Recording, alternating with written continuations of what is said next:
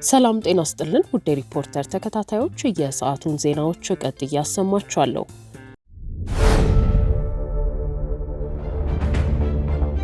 ገጠሩን ከከተሜው ማስተሳሰር የቻሉ ግንባታዎች ለመዲናችን አዲስ አበባ የውበት ግርማን ያላበሱ ሪል ስቴቶች ዓለም የደረሰበትን የኪነ ህንጻ ጥበብ ያገናዘቡ ቅንጡ ሆቴሎች ምቹ የአረጋውያን መጠለያና መጦሪያ ማዕከል የሴቶች ቤተ ውበትና ዘመናዊ የልብስ ማጠቢያ ማሽኖች በለጋ ዕድሜ ተወጥነው ፍሬ ያፈሩ የሀገር ልጅ ሀብት ናቸው።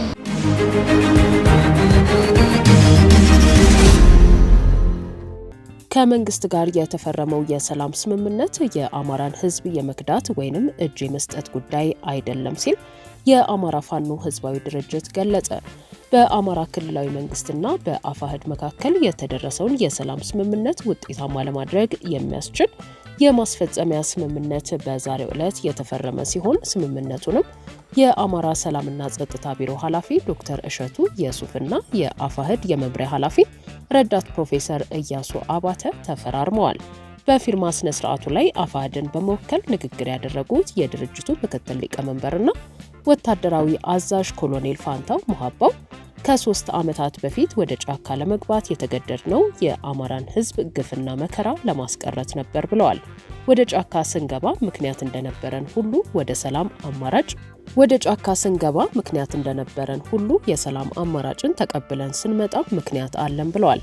ኮሎኔሉ ፋንታው ሙሃባው አክለውም የሰላም ውይይቱ ከተጀመረ 1 ዓመት ማስቆጠሩን ለዚህም ማሳያ ይሆን ዘንድ በዳውንት ወረዳ በአፍሪካ ህብረትና በኢጋድ አባላት አመቻችነት የተደረገውን ስምምነት አስታውሰዋል። በመሆኑም ስምምነቱ የታሰበበት እንጂ ሌሎች እንደሚሉት የአማራን ህዝብ የመክዳት አሊያም እጅ የመስጠት አይደለም ሲሉ ተናግረዋል።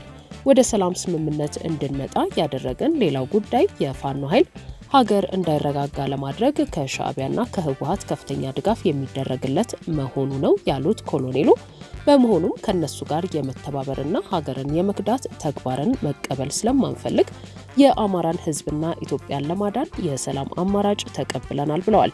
የአማራ ክልልን ህዝብ ችግር መፍታት የሚቻለው ከግብጽና ሻዕቢያ ጋር በመወገን ሳይሆን ከፌዴራልና ከክልሉ መንግስት ጋር በመነጋገር ነው ብለዋል።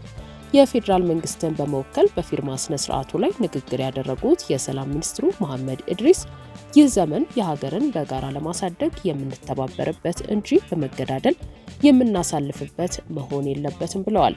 ዘመኑ በጋራ በመተባበር ከሌሎች ሀገራት ተርታ በመሰለፍ ያለንበት ዘመን በመሆኑ ሀገራችንን ለመበተን ከሚሰሩ አካላት ጋር መተባበርን በመተው ወደ ሰላም አማራጭ መምጣት አለብን ነው ያሉት። ይህ የማስፈጸሚያ ስምምነት በክልሉ ዘላቂ ሰላምን ለማስፈንና ቀደም ሲል የተደረሰው ስምምነት ወደ ተግባር ለመለወጥ ወሳኝ ምዕራፍ ነው ማለታቸውን የመንግስት ሚዲያዎች ዘግበዋል። በኢጋድና በአፍሪካ ህብረት አደራዳሪነት የተጀመረውን የሰላም ማዕቀፍ መሰረት ያደረገው የስምምነት ዝርዝር የአፈጻጸም ሂደቶችን፣ የጋራ ኮሚቴ ማቋቋምን፣ የቁጥጥርና ክትትል ኃላፊነትን እንዲሁም በዋናው ሰነድ ያልተካተቱ ጉዳዮችን ያካተተ ነው ተብሏል። ይኸው የጋራ ኮሚቴ በቅርቡ ስራውን እንደሚጀምር ዘገባዎቹ አመላክተዋል። በዚሁ መርሃ ግብር ላይ ኢቲቪ፣ ኢዜአ፣ የአማራ ሚዲያ ኮርፖሬሽን እና የመከላከያ ቲቪ ገብተው እንዲዘግቡ ተፈቅዶላቸዋል። ከመንግስት መገናኛ ብዙሃን ፋናና የኦሮሚያ ክልል ቴሌቪዥን የተከለከሉ ሲሆን ሪፖርተርን ጨምሮ በርካታ የግል መገናኛ ብዙሃን ገብተው እንዳይዘግቡና መርሃ ግብሩ ከተካሄደበት ሆቴል ለቀው እንዲወጡ ተደርጓል። በኢትዮጵያ የማዕድን ስራ ጋር በተያያዘ ብክለት ለተጎዱ ህጻናት ፍትህ እንደሚያስፈልግ ያሳሰበው ዓለም አቀፉ የመብት ተሟጋች ድርጅት የማዕድን ዘርፉ ጊዜያዊ እገዳ ተጥሎበት ገለልተኛ ምርመራ እንዲደረግበት ጠየቀ። መቀመጫውን አሜሪካ ያደረገው የሰብአዊ መብት ተሟጋች ድርጅት ሁማን ራይትስ ዋች በኢትዮጵያ የማዕድን ዘርፍ ላይ በስራው ምክንያት በሚፈጠር ብክለት ህይወታቸው አደጋ ላይ የወደቁ ዜጎች ፍትህ ያስፈልጋቸዋል ሲል አሳስቧል። የተባበሩት መንግስታት ድርጅት የህፃናት መብቶች ክትትል ተቋም የማዕድን ዘርፉ ላይ እገዳ ተጥሎ ገለልተኛ ምርመራ እንዲደረግ ማድረግ ይገባዋል ሲልም ድርጅቱ አስታውቋል።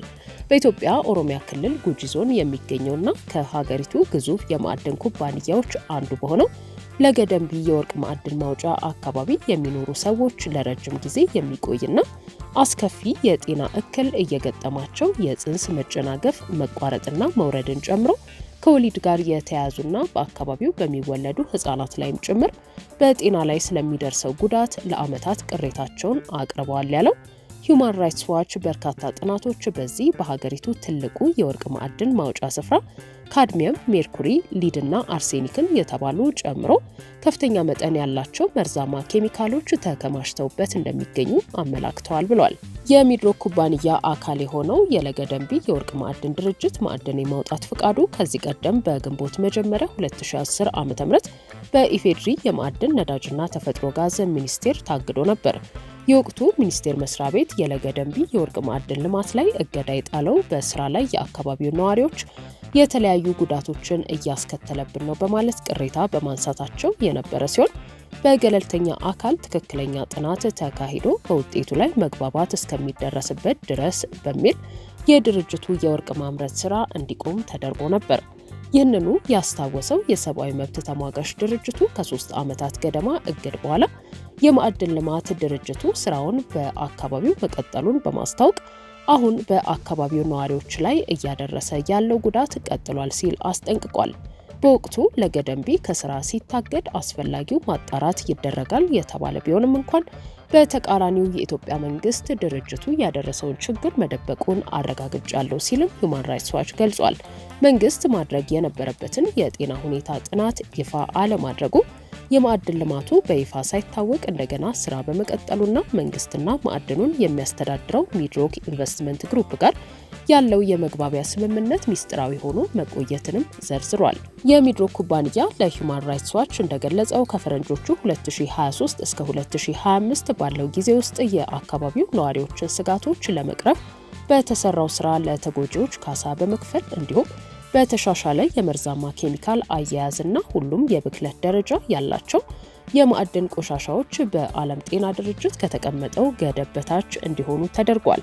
በመሆኑም የኢትዮጵያ መንግስት በዓለም አቀፍ ሕግ አግባብ የህፃናትን መብት የማስከበር ግዴታ አለበት ያለው የመብት ተሟጋቹ የንግድ ስራዎችን ቢሆኑ ለሰብአዊ መብቶች ጎጂ ተጽዕኖች እንደሌላቸው የማረጋገጥ ኃላፊነት መንግስት አለበት ሲል አስታውቋል። የተባበሩት መንግስታት ድርጅት የህፃናት መብት ኮሚቴ በሚቀጥለው ሳምንት በሚያካሂደው ስብሰባ በኢትዮጵያ ያለውን የህፃናት መብት ሁኔታ የሚገመግም ሲሆን በለገደምቢ ማዕድን ማውጫ አካባቢ የሚኖሩ ህፃናትን የጤና መብቶች ጉዳይም አያይዞ እንደሚመለከት ተጠቁሟል። የመንግስታቱ ድርጅት ኮሚቴው ይህንን እድል በመጠቀም በለገደምቢ አካባቢ የሚገኙ ህፃናትና ቤተሰቦቻቸውን መታደግ አለበት ያለው ሂዩማን ራይትስ ዋች ከስብሰባው በኋላ የኢትዮጵያ መንግስት የህፃናትን ጤና ለመጠበቅ ሲል የማዕድን ስራውን እንዲያስቆም፣ የማዕድን ስራው ከመጀመሩ በፊት ገለልተኛ የአካባቢ ጤና ምዘና እንዲደረግ መፍቀድ፣ እንዲሁም በደል የደረሰባቸው ተጎጂዎች ካሳ፣ ሕክምናና ፍትህን ጨምሮ ውጤታማ ሕክምና እንዲያገኙ ማስጠንቀቅ አለበት ተብሏል። በትግራይ ክልል ያለው የሰብአዊ መብት አያያዝ እየከፋ መምጣቱ ተገለጸ። ቅድሚያ ለሰብአዊ መብቶች ኢትዮጵያ የተሰኘው ድርጅት በትግራይ ክልል ያለው የሰብአዊ መብት አያያዝ እየከፋ መምጣቱን አስታውቋል። ህገወጥ እስር፣ አስገዳጅ ስወራ፣ አካላዊ ጥቃትና ሌሎችም ጥሰቶች እየተፈጸሙ እንደሆነ የገለጸው ተቋሙ የዚሁ ጥሰት ሰለባ ናቸው ያላቸውን ግለሰቦች ዘርዝሯል። ከነዚህ መካከል ባለፈው ሳምንት የታሰሩትና መነጋገሪያ ሆነው የሰነበቱት ብርጋዴር ጀነራል ጉዕሽ ገብረና ከህወሓት ጋር ጥብቅ ግንኙነት አለው የሚባለው አክቲቪስቱ ብርሃነ ገብረ ጊዮርጊስና ሌሎችም ይገኙበታል። ሪፖርተር ያነጋገራቸው የቅድሚያ ለሰብአዊ መብቶች ኢትዮጵያ ምክትል ዳይሬክተር አቶ መብርሂ ብርሃንም ጉዳዩን አስመልክተው ተከታዩ ማብራሪያ ሰጥተዋል። በወንጀል ስለተጠረጠረ ብቻ በማይታወቅ ቦታ ላይ ማሰር እና አብዳክት ማድረግ እና የመሳሰሉት ነገሮች ህግና ስርዓት የሚጻረሩ ስለሆኑ እነዚህ አደገኛ አካሄዶች ካሁን ካልተስተካከሉ ስርዓተ አልበኝነት የሚፈጥሩ ናቸው። ስለዚህ በአጠቃላይ እነዚህ አንሎፍሊ ዲቴይን የሚደረጉ ሰዎች እንደሚታወቀው አንድ ሰው በወንጀል ከተጠረጠረ የሚያስጠረጥር በቂ ምክንያት ካለው በፍርድ ቤት በኩል ነው ማለት ያለበት። በስንት ሰዓት ፍርድ ቤት መቅረብ እንዳለበት በሕገ መንግስቱም በወንጀል ስነ ስርዓት ሕጋችንም የተመላከቱ ነገሮች አሉ። ስለዚህ ያንን የተከተለ ይሁን ነው እያልን ያለ ነው እና አሁን ከዛ ውጭ ደግሞ ይሄ በማይታወቁ ቦታዎች ለምሳሌ አንድ ሰው የት መታሰር እንዳለበት ይታወቃል። ማን ሊያስረው እንደሚገባ ይታወቃል። በጀነራሉ ፍርድ ቤት ቀረበ የሚባለው የትኛው ፍርድ ቤት ላይ ነው የቀረበው? ምናልባት ስፔሲፊክስ እናድርገው ምናያል ብዬ አስባለሁ። ዞሮ ዞሮ ግን ማለት ምንድነው አሁን ወታደራዊ ፍርድ ቤት ምናምን ነው አይደለ? እዛ ጋር የተባለው ለየትኛው እንትን የተቋቋመ ወታደራዊ ፍርድ ቤት ነው? እንደዛ ሪሊ ፍርድ ቤት የማቋቋም እንትን ስልጣን ያለው አካል ሳለ የሚለው በጣም አጠያያቂ ነው እና ልክ አይደለም ነው አጠቃላይ። ስለዚህ ወደ መደበኛ ፍርድ ቤት በህግ የሚታወቅ ፍርድ ቤት አለ። ወደዛ ነው እንጂ መቅረብ ያለበት በፈለከው እያቀረብ የፈለከውን ጊዜ እየሰጠ መታሰር ከሆነ አስቸጋሪ ነው የሚሆነው የሚል ነው በአጠቃላይ ተቀልበን ነው። የመጀመሪያው የፊልሞን ገብረህይወት የሚባለው ካሜራማን ነው። እሱ አሁን እንግዲህ እኛ በእርግጠኝነት እያልን ያለ ነው አብዳክ ተደርጓል የሚለው መደምደሚያ ላይ አልደረስንም ማለት። ነገር ግን ይህ ሰውዬ ወደ ስራ እንደወጣ አልተመለሰም። 5 ወር ሆኖታል። በዚህ ጉዳይ ላይ ጉዳዩን ሜቢ የያዘው ፖሊስ ምን ላይ እንደደረሰ ምንም የሰጠው አስተያየት የለም። ስለዚህ እንግዲህ ምርመራ ተደርጎ በእርግጥ ማን ጋር ነው ያለው፣ በህይወት አለ የለም፣ ወይስ በወንጀለኞች የወንጀለኞች ሰለባ ነው የሆነው የሚሉ ነገሮች ተጣርቶ ወደ ህግ ይቅረቡ ነው በዋናነት ማለት ነው። አንደኛው ይሄ ነው። ሌላኛው ሁለተኛ በፌስቡክ አክቲቪዝም በአንድም በሌላ በኩል ከቲፒኤልኤፍ ጋር በጣም የቀረበ ግንኙነት ያለው እና የቲፒኤልኤፍ ደጋፊ ተብሎ ማለት በሚሰጣቸው ሀሳቦች ያንን የሚያሳዩ ሁለተኛው እሱ ነው። እሱም ቢሆን ከዚህ በፊት የሚሰጣቸው ጥሩ ያልሆኑ እንትኖች አሉ። በእርግጥ ለምሳሌ በአጠቃላይ ተቃዋሚ የሆኑ ድርጅት የተቃዋሚ ፓርቲ አባላት እንዲታሰሩ እና ዛቻ እና ማስፈራሪያ እንዲደርስባቸው እንደዚሁም ደግሞ ገዳይ የሆነ ቡድን ይዋቀር የሚሉ አላስፈላጊ የሆኑ ህገወጥ እንትኖች ይሰጥ ነበረ። ይህም ቢሰጥ ራሱ ግን ይሄ ሰውዬ ወንጀል ሰርቶ ከሆነም እንኳን በህግ አግባብ ነው መዳኘት ያለበት ነው ዋናው አቋም ማንም ሰው ማለት ነው። ከዚህ በፊት የሚሰጣቸው አስተያየቶች ተገቢ አይደሉም፣ ገንቢ አይደሉም ማለት ነው። ይሄ በጣም ግልጽ መሆን መቻል አለበት። ነገር ግን ይሄም ወንጀል ሰርቶ ከሆነ በህግ አግባብ ነው መዳኘት ያለበት።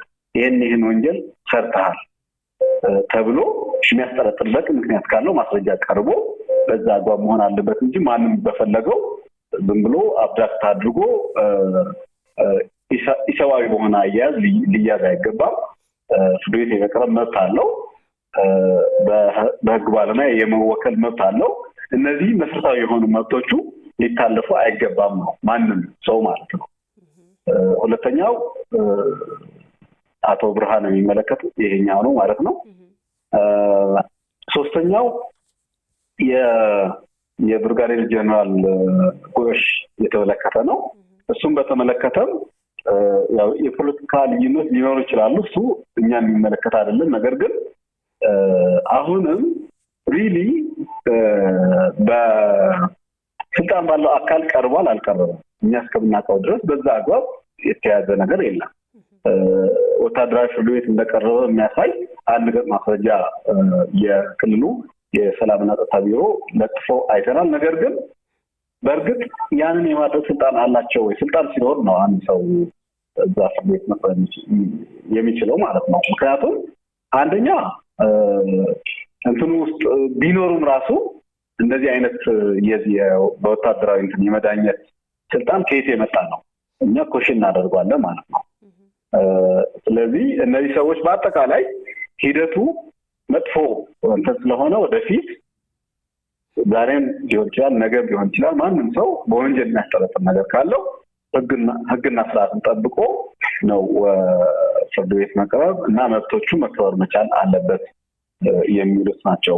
ምናልባት እገታው እየተፈጸመ ያለው ማን ነው የሚለውን እንትን ማድረግ ያለብን ይመስለኛል። ቲዲኤፍ ነው ወይንስ አሁን ደግሞ በጣም ከቅርብ ጊዜያት ወዲህ በጣም መነጋገሪያ እየሆነ የመጣው ነገር የኤርትራ መንግስት እጅ አለ በዚህ በጸጥታ መዋቅር ውስጥ የሚል ነው። አሁን የጀነራል ጉዕሽ ገብረም ጉዳይ ሲነሳ ለኤርትራ መንግስት ተላልፈው ተሰጥተዋል የሚሉ በጣም ብዙ እንትኖች አሉና ይሄንን ነገር እስቲ እንትን ቢሉ። ይሄን በተመለከተ እኛ እንግዲህ ይሄ ከወሬ ማለት በማስረጃ የሚረጋገጥና በማስረጃ አላረጋገጥ ነው ሊነገር ይችላል። እኛ ግን በምርመራ ያልደረስንበት ነገር አሁን ተላልፎ ተሰጥቷል አልተሰጠም የሚለው ያው በእኛ በኩል አሁን ይሄንን መደምደም የምንችልበት ላይ አይደለንም። ተላልፎ ተሰጥቷል አልተሰጠም የሚለው እዚህ ላይ ምርመራ ተደርጎ ነው የሚታወቀው ማለት ነው። እሱን በተመለከተ ይሄን ነው ማለት የምንችለው። ከዛ ውጪ የኤርትራ የጸጥታ ኃይል እዛ ውስጥ ገብቷል አልገባም የሚሉት ይሄም እንደተባለው የፌዴራል መንግስቱ ስልጣን የሚሆነው እንግዲህ አንድ እንትን ነው። የኤርትራ የጸጥታ ኃይል ገብቶ ከሆነ እንዳይገባ ወይም ሌሎች እንትኖች የማድረግ የፌዴራል መንግስቱ ኃላፊነት ነው ብለን እናምናለን። በአጠቃላይ ግን በእኛ በኩል ይሄንን በድርጅታችን በኩል በተለይ ምርመራ አድርገን መደምደሚያ ያለበት ነገር እንደዚህ ነው እውነት ነው ውሸት ነው ማለት የምንችልበት እድል አይኖሩም ማለት ነው። ውድ ሪፖርተር ተከታታዮች የሰዓቱ ዜናዎቻችን እነዚህ ነበሩ። ስላደመጣችሁን ከልብ እናመሰግናለን።